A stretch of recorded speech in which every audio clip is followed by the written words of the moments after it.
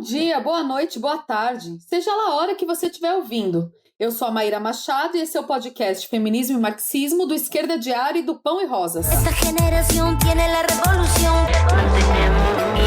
No tenemos miedo. No próximo dia 14 de março, completam-se 3 anos do assassinato de Marielle Franco. E esse episódio é em homenagem a ela e sobre a luta por justiça que segue. Por isso a gente quer começar dizendo: Marielle, presente, hoje e sempre. Estamos aqui gravando esse episódio enquanto o país está numa reviravolta com a volta da elegibilidade do Lula. E o STF continuando com suas manobras, às vezes até monocraticamente, para impedir a anulação de todos os processos extremamente arbitrários contra o Lula. E olha, gente, o Brasil não é para amadores. Então, se a situação mudar de repente, a gente retoma esse tema no próximo episódio, tá bom? O que vamos resgatar aqui sobre a Marielle, que foi assassinada junto ao seu motorista Anderson Gomes, tem tudo a ver com o que vemos acontecer agora. O assassinato da Marielle ocorreu menos de um mês antes da prisão do Lula. E os limites das respostas nas ruas naquele momento a esse crime bárbaro abriu ainda mais espaço no país para os golpistas manipularem as eleições de 2018.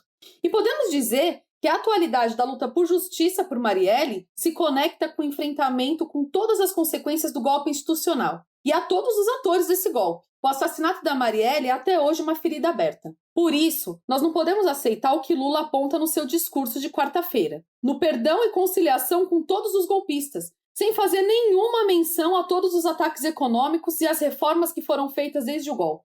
Nossa luta precisa ser para anular todos esses ataques e garantir o combate ao autoritarismo e aos militares. O assassinato da Marielle foi um crime político que segue impune e que ocorreu durante a intervenção federal no Rio de Janeiro, que foi mais um passo importante para aumentar a intervenção dos militares na política brasileira. O choque que nós sentimos naquele 14 de março de 2018 segue presente até os dias de hoje, já que uma parlamentar de esquerda, negra, lésbica, foi assassinada a queima-roupa no centro de uma das principais capitais do país. E até hoje a pergunta, quem mandou matar Marielle, não foi respondida. Temos que deixar bem claro que o Estado é responsável por esse crime e que a demora dessa resposta aumenta ainda mais essa responsabilidade. A extrema-direita segue destilando seu ódio contra negros, mulheres, LGBTs, contra o conjunto dos trabalhadores e as organizações de esquerda, e buscam a todo custo manchar a memória da Marielle. E esse programa também é para combater isso. Mas também é um grito de basta a todos os ataques que seguem sofrendo parlamentares do PSOL, especialmente as mulheres negras e trans.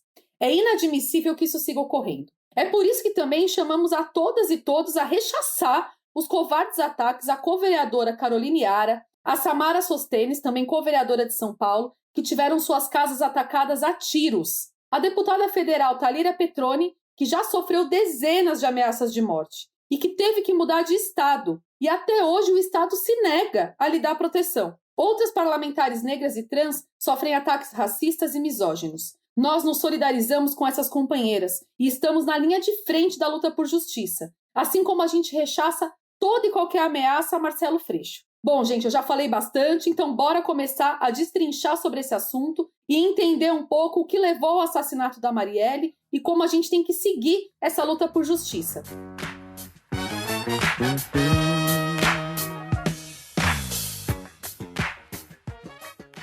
Gente, para esse episódio nós temos 2 convidadas especiais. A Carolina Cacau, que é professora da Rede Pública no Rio de Janeiro. Dá um oi pra gente, Carol. Oi, meninas. Muito bom estar de volta. Bem-vinda novamente. E a gente também está aqui com a Isabela Santos, que é assistente social e trabalhadora do Hospital Universitário da UERJ. Dá um oi para nós. Oi, gente. É um prazer estar de volta.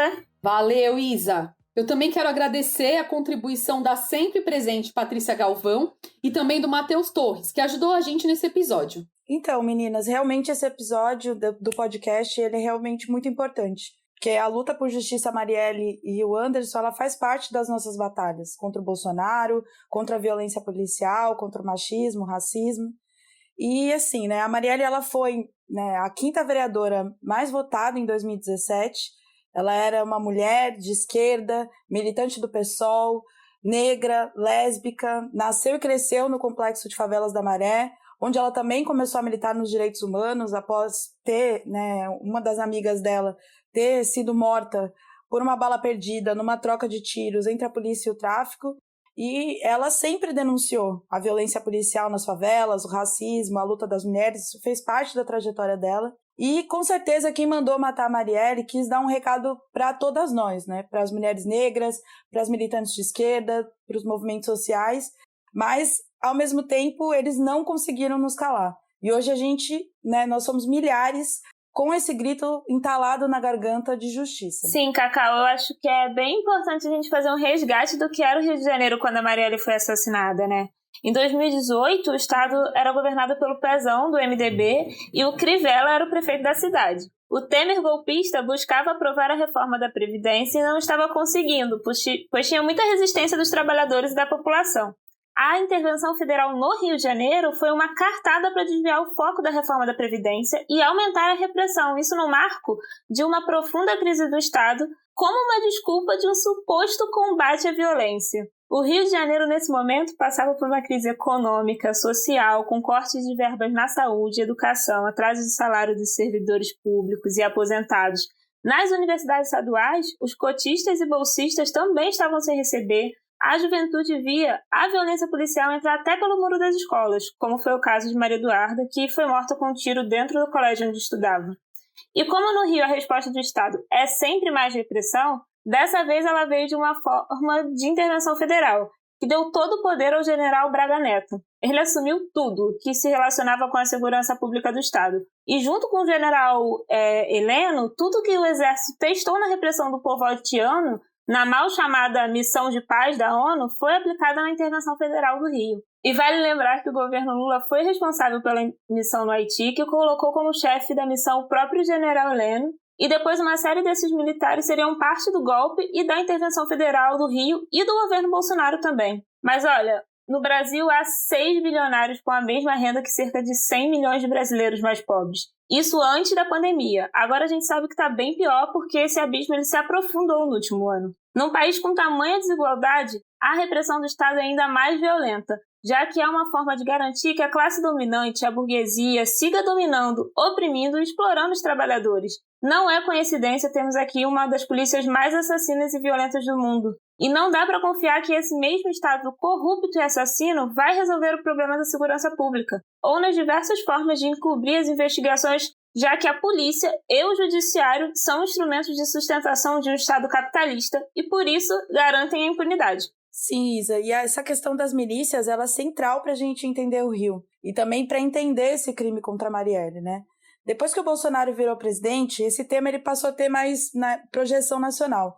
Mas acho que vale a gente explicar um pouquinho para vocês, né, do resto do país entenderem o tamanho da gravidade dessa questão.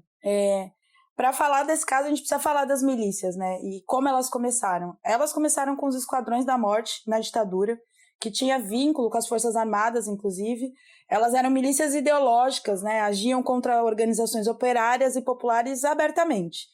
Nas décadas mais recentes, elas foram ampliando seu peso e foram mudando a sua forma de atuação. Então, as milícias são milhares de policiais, bombeiros, setores das Forças Armadas e civis que passaram a controlar territórios inteiros armados, ocupando o papel do Estado em regiões que são abandonadas pelo poder público. No primeiro momento, elas ocuparam regiões supostamente para garantir, entre aspas, a segurança. E cobravam, inclusive, das residências dos comércios essa suposta proteção. Mas isso foi alcançando outros serviços de forma absurda. Eles não somente cobram por esse serviço, entre aspas, de segurança. Eles cobram pela internet, pelo gás, pela água, pela luz, por tudo. Eles controlam o transporte, controlam as construções imobiliárias, eles controlam tudo no território onde eles dominam. É muita grana que vem da extorsão, da coerção e do comércio nesses lugares. E tem já várias denúncias de várias vinculações que tem as milícias com o tráfico de drogas ou da venda de drogas nesses territórios da milícia. Isso primeiro se estendeu absurdamente na Baixada Fluminense e foi cada vez mais se expandindo na capital e atualmente as milícias dominam mais de 57% do território da cidade do Rio de Janeiro. E o mais absurdo é que todo o poder público carioca, os mais poderosos, eles não somente sempre souberam disso, mas eles fazem acordos com esses setores para se eleger. Porque essas áreas têm muitas pessoas, né, muitos votos controlados pela milícia. A família do Bolsonaro empregou familiares da milícia, já homenageou alguns deles várias vezes na Câmara e eles defenderam sempre abertamente o seu apoio às milícias. Mas não são só os bolsonaros que são vinculados com o miliciano. Eduardo Paes também apoiava as milícias, toda a cúpula do PMDB, que foi presa no Rio de Janeiro, tinha relação com os milicianos, e as UPPs que o governo Lula criou no Rio de Janeiro, junto com o PMDB, foi o que levou a ter um salto enorme no peso das milícias na capital. Ou seja, esse suposto projeto, entre aspas, de segurança pública lulista, abriu espaço para as milícias se fortalecerem, sempre com a farsa da guerra às drogas e um suposto combate à violência. E a milícia foi além, ela começou a eleger políticos, ocupar cargos na justiça, no legislativo, e é por isso que a gente não pode dizer que é uma força paraestatal. É o próprio Estado que organiza o crime no Rio de Janeiro.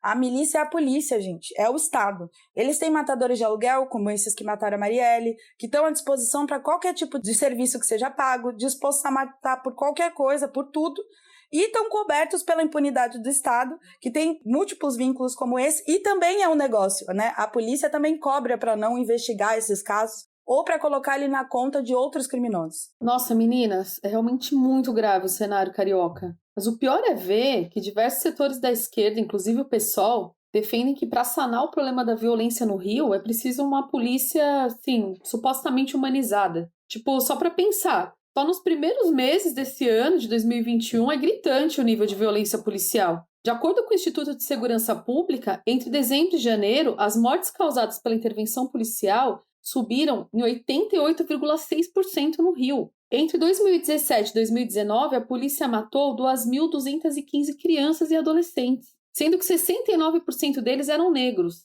E mesmo com a pandemia, gente, 99 crianças foram mortas pelas mãos da polícia carioca. Sem contar casos emblemáticos que a gente sempre relembra, como o Amarildo, que desapareceu, né? E por muito tempo, em 2013, as pessoas perguntavam, cadê o Amarildo? E o Evaldo Rosa, que recentemente levou simplesmente 80 tiros dos militares. E nesse ano, agora há pouco, né, assassinaram o trabalhador Marcelo Guimarães, que foi morto indo trabalhar. Então, assim, é óbvio que o problema da violência não tem como ser resolvido com a polícia, que é um braço armado do Estado. A resolução para esse problema, que é um problema enorme, um problema social gigante, só pode ser passando por emprego para a população, salário digno, plano de obras públicas para moradia e saneamento básico, educação, saúde de qualidade. Começando tudo isso pela resposta à pandemia agora, né? Ou seja, uma mudança radical na sociedade. Sim, Má, inclusive essa política do PSOL de apostar na ilusão de uma polícia humanizada e na militarização da política foi um dos motivos pelo qual eu retirei a minha pré-candidatura,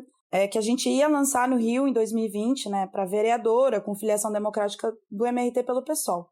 As nossas diferenças com o PSOL, elas vão além, elas estão no Esquerda Diário, né, podem ser conhecidas aí por todos, mas essa questão da polícia ela foi um fator central, ainda mais no ano que teve o levantamento, né, da magnitude que foi o Black Lives Matter, questionando exatamente a violência policial. Mas isso, claro, não impede a nossa luta em comum em diversos pontos, como é a luta por justiça a Marielle e contra todos os ataques que os parlamentares do PSOL vêm sofrendo. E essa postura frente à polícia, ela é mais grave que seja justamente no Rio de Janeiro, onde os laços da polícia com o crime são múltiplos e é exatamente onde a gente está há 3 anos sem resposta para o crime da Marielle. E esses elementos, né, sobre as milícias e o crime organizado com setores do Estado mostra como a gente não pode ter nenhuma confiança nesse Estado, na polícia e na justiça. A gente não pode confiar numa investigação feita por essa polícia e pelo Ministério Público que estão com as mãos sujas de sangue dos negros e negras que são assassinados todos os dias e também da Marielle. Então, assim, esse caso, depois de anos, né, dando voltas, sem respostas concretas, são muitas dúvidas, né, várias partes que se revelaram desse crime, a gente não sabe se são verdadeiras, porque são várias as controvérsias que tem, né, se trata, inclusive, né, de uma disputa entre alas do regime político podre carioca, tentando incriminar, né, um lado e o outro, né, e isso num lugar onde é comum matar testemunha, onde é comum a polícia lucrar também cobrindo crimes, né, ou passando ele para conta de outros criminosos. Então, assim, tem diversas hipóteses que surgiram de quem mandou matar a Marielle, e não tem como a gente ter certeza, porque não seria absurdo nenhuma dessas hipóteses, né, que estão colocadas.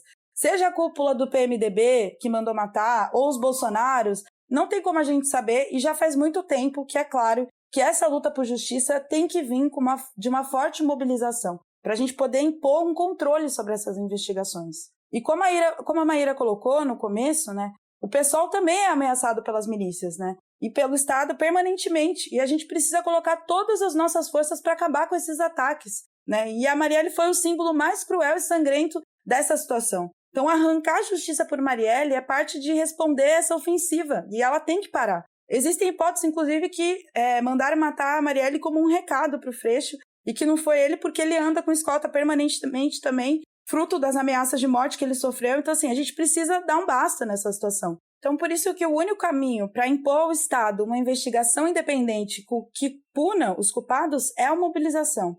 Ao mesmo tempo, a gente segue exigindo investigação e punição por parte do Estado aos culpados, e a gente não pode só deixar que esse Estado, que tem seu vínculo com os assassinos, controle os rumos das investigações. É urgente que a gente exija que o Estado garanta recursos e todas as condições para a realização de uma investigação independente, disponibilizando os materiais, os arquivos para os organismos de direitos humanos, para peritos especialistas que estão comprometidos com essa causa, né? E para os parlamentares do PSOL, né, sindicatos, de movimentos sociais de favelas, para que todos eles e a família sejam parte, inclusive, dessa investigação.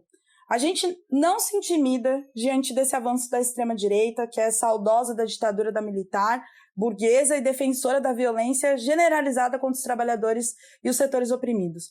A gente acredita que é preciso se organizar e lutar para combater o golpismo, o judiciário e o reacionarismo nas ruas. Por isso a gente não pode ter nenhuma confiança de que a resposta para combater essa extrema-direita vai vir dessa justiça golpista. Nesse dia 14 e todos os dias, a gente não vai dar nenhum passo atrás na luta por justiça Marielle Anderson.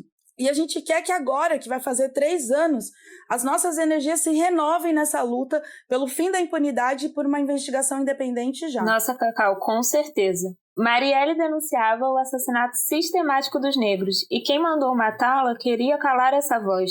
Mas a sua morte despertou uma enorme indignação no país, com uma imensa politização por todos os lados. Em 2018, vimos um carnaval aqui na Sapucaí, dias antes da intervenção federal, um carro de desfile da Tuiuti que tinha um presidente vampiro neoliberal e todo o país sacou a referência. Essa enorme politização fez com que o grito por justiça por Marielle ecoasse nas redes sociais, massivamente nas ruas também. Nesse momento, vimos a direita em minoria frente à comoção gerada por um assassinato brutal de uma parlamentar de esquerda. Saímos às ruas, junto com dezenas de milhares de jovens espalhados por todo o país, para gritar Marielle presente e exigindo justiça.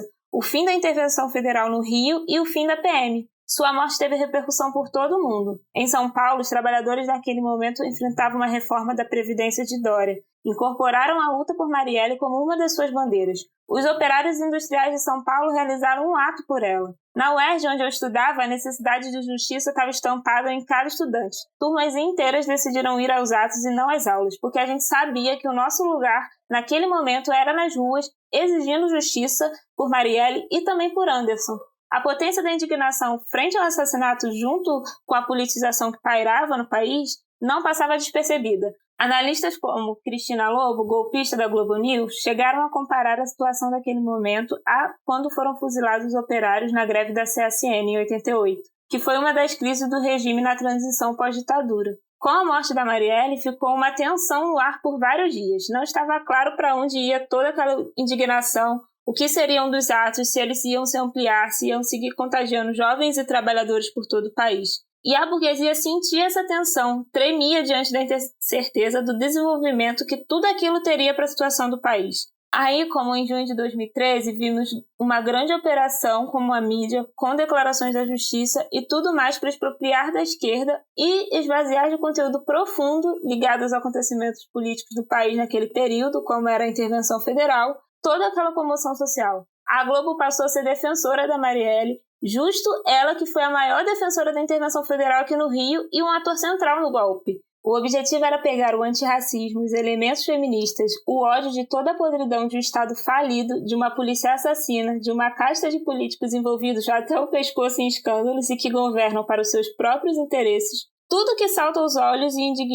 indigna cada trabalhador, cada negro, cada mina, cada LGBT nesse Estado e transformar uma resposta reacionária. Se em 2013 a burguesia e a mídia buscaram canalizar tudo num sentimento anti-PT e anticorrupção, agora usavam o assassinato como mais um motivo para justificar e legitimar dar aquela passada de pano na intervenção federal, quando a luta da Marielle e a luta que se deu nas ruas era justamente o contrário. Sim, Isa. Inclusive, essa saída à direita, ela não era a única que estava colocada, né? Não necessariamente esse era o único resultado possível dessa situação. Muito pelo contrário, né? Porque o sentimento e a resposta imediata ao assassinato da Marielle, eles expressavam um momento da crise orgânica que estava o país, né? Um questionamento para os de cima enorme. Foi uma ação que teve resposta.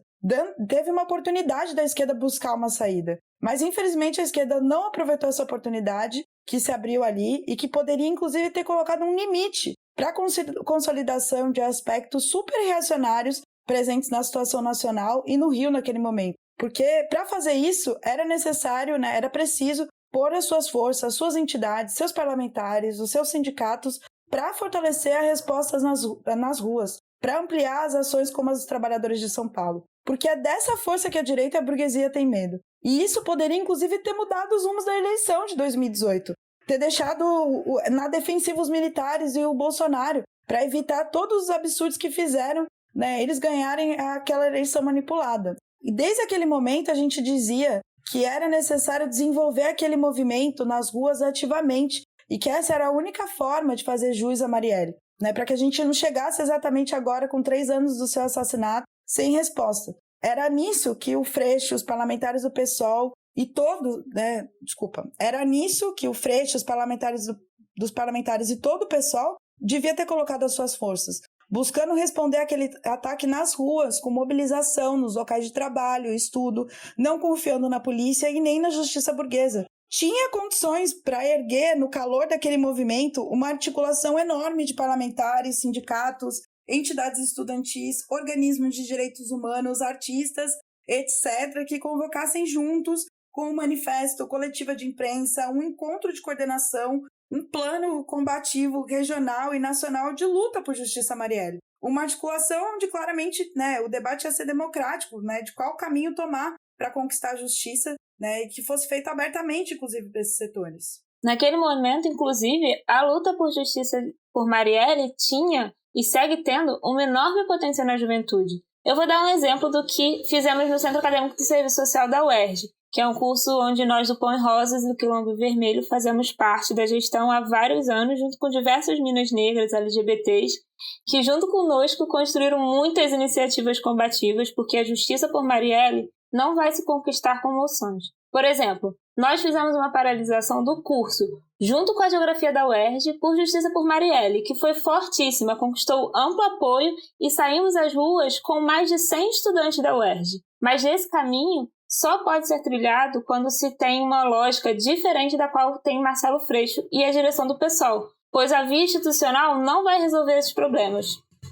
Com certeza, Isa. E é bastante ultrajante a gente ver como a extrema-direita reagiu ao assassinato da Marielle. Juízes, políticos, empresários, grupos da direita fizeram chacota com esse brutal assassinato, que não foi somente fruto da violência do Estado, que mata cotidianamente negros da periferia, que trata a vida das mulheres negras como algo descartável, mas foi parte importante para que o regime do golpe institucional fosse se assentando. Ou seja, o assassinato da Marielle é um assassinato político. E choca ver a forma odiosa como esse crime, que também tirou a vida de um trabalhador, que foi a do Anderson, foi usado pela extrema-direita. O Daniel Silveira, que é deputado do PSL e que recentemente foi preso por causa de um vídeo contra os ministros do STF, em 2018, quando ele ainda estava concorrendo ao cargo de deputado, rasgou a placa de rua que homenageava a Marielle, junto com outro bolsonarista asqueroso, o Rodrigo Amorim, e o ex-governador do Rio de Janeiro, que é justamente o Witzel, que posava de opositor do Bolsonaro. Além de ser parte desse teatro macabro que fez chacota com a morte da Marielle, ele foi responsável por um crescimento histórico da violência policial contra a juventude negra, colocando na prática o discurso de que era preciso mirar nas cabecinhas para assassinar a população pobre. Eu acho que todo mundo lembra disso. Agora, contra o Daniel Silveira, aquele famigerado, escroto, reacionário, que merecia faz muito tempo ter tido uma resposta do movimento operário popular pelos seus atos e por ter quebrado a placa de homenagem a Marielle, ele foi preso agora em base à Lei de Segurança Nacional da ditadura. E poucos dias depois, a gente teve um jovem de Uberlândia preso pelo mesmo argumento por uma postagem no Twitter contra o Bolsonaro. Então, gente, isso é muito sério. A esquerda precisa parar de ter ilusão de que as instituições em geral, e mais ainda, as instituições nesse Brasil do golpe institucional, podem ser nossas aliadas na luta para resolver questões essenciais, como esta de como derrotar a extrema-direita. A ascensão do Bolsonaro e da extrema-direita ao poder se deu fruto da manipulação da Lava Jato e do STF sobre as eleições. O Bolsonaro é um filho indesejado do golpe, mas ainda assim sua eleição e dessa extrema-direita raivosa e nojenta é culpa de todos os golpistas do Congresso ao STF e Judiciário. O STF, por exemplo, usa de métodos obscuros, recorrendo até a leis da época da ditadura, para manobrar todo o jogo político a seu favor e a favor dos interesses dos capitalistas. Esse trio do mal não foram os únicos a destilar ódio contra Marielle, assassinada nesse crime político. A desembargadora do Rio de Janeiro, Marília de Castro Neves Vieira, fez um post calunioso, associando a figura da Marielle ao crime organizado, além de ameaças ao então deputado Jean Willis. Ela, bolsonarista convicta, foi premiada com a eleição para órgão especial do Tribunal de Justiça do Rio de Janeiro e foi absolvida pelo STF da acusação de calúnia contra Marielle. Gente, é muito absurdo isso, eu fico indignada. Isso sem falar do Mourão e dos militares que disseram que estão de saco cheio do nosso grito de justiça para Marielle e Anderson. O MBL repetindo a mesma ladainha de que a Marielle defende bandidos e empresários, fazendo chacota dos 9 tiros no corpo da Marielle. Tudo isso sem resposta nenhuma, gente, do STF e do Congresso Nacional.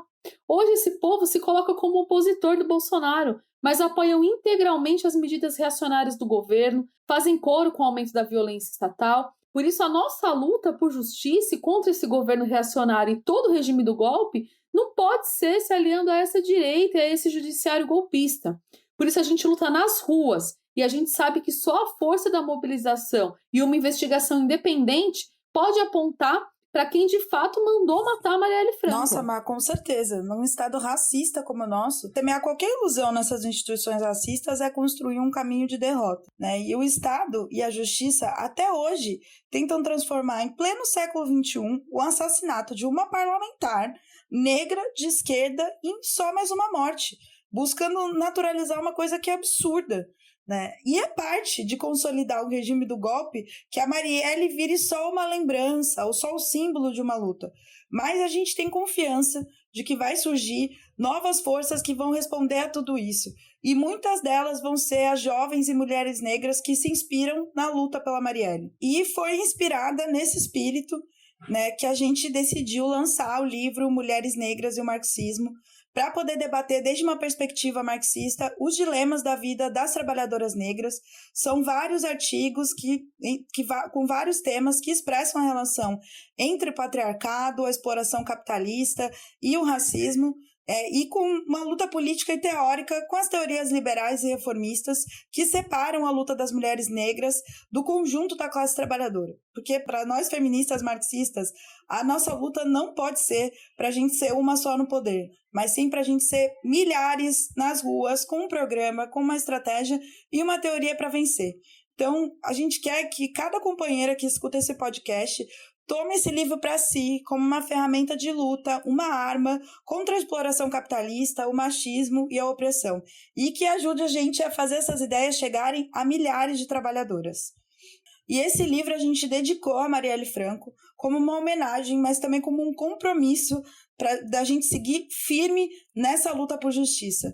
Então, estão todas e todos e todos convidados para o lançamento, que vai ser dia 26/3, às 19 horas, pelo canal do Esquerda Diário no YouTube. E nesse lançamento, além de mim, que sou uma das organizadoras do livro, vai estar a Letícia Parks, que também está sempre aqui, que vocês conhecem, e a Odete Assis, e a gente tem convidadas muito especiais. Uma delas é a Andrea Datri, que é fundadora do Grupo Internacional de Mulheres Põe Rosas, na Argentina, a Renata Gonçalves, que é uma professora da Unifesp, e a Mirtz Renata, que é a trabalhadora doméstica que emocionou o país na sua luta incansável por justiça pelo seu filho Miguel, que foi morto, né, fruto de uma negligência absurda da sua patroa, que diz muito sobre os debates que a gente traz nesse livro. 3 anos depois do assassinato de Marielle, a gente segue na luta por justiça e a gente reafirma a pergunta: quem mandou matar Marielle? É preciso buscar essa resposta e há tantos outros problemas que vivemos no Brasil hoje com o combate de negros e negras, que são a maioria da classe trabalhadora desse país. Para arrancar justiça, é preciso organizar nossas forças, em busca de saídas profundas para os problemas sociais, sanitários, econômicos e políticos, que nesse momento massacram a classe trabalhadora e o povo pobre. A gente precisa combater todo o autoritarismo desse regime do golpe institucional, que passa também por uma mobilização nesse momento pela anulação de todas as sentenças da justiça contra o Lula, mas sem ter nenhuma confiança que a justiça vai garantir isso. É preciso batalhar para que as direções do movimento de massas saiam da paralisia e levem à frente um plano de luta que dê resposta a toda essa crise que a gente vive no país. Nossa luta não é apenas contra o Bolsonaro e o Mourão, é contra todos os governadores, todas as instituições que fazem parte desse regime do golpe, como o STF e o Congresso Nacional. Essa batalha a gente tem que travar unificando trabalhadores negros e brancos, homens e mulheres, a juventude, as LGBTs. Nós do Pão e Rosas estamos seguras que a força da nossa mobilização é o que pode arrancar justiça para Marielle e Anderson e todas as vítimas do Estado e a garantia de nossos direitos democráticos sem nenhum tipo de aliança com aqueles que querem atacar os nossos direitos. Marielle, presente.